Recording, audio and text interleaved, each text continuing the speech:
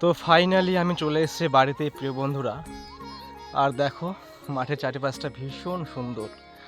আমার এরকম প্রকৃতি, সত্যি বলছি, এরকম প্রকৃতি আমার খুব ভালো লাগে।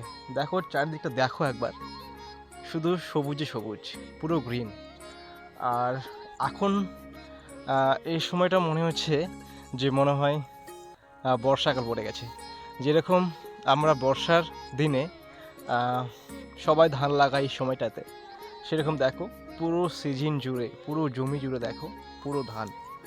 আর এই সময়টা সত্যি একটা অসাধারণ লাগে আমাকে। আহ, সত্যি একটা খুবই সুন্দর এই প্রকৃতি। আর দেখো চারিদিকটা দেখো, তুমি যতদূর তাকাবে ততদূর শুধু সবুজ।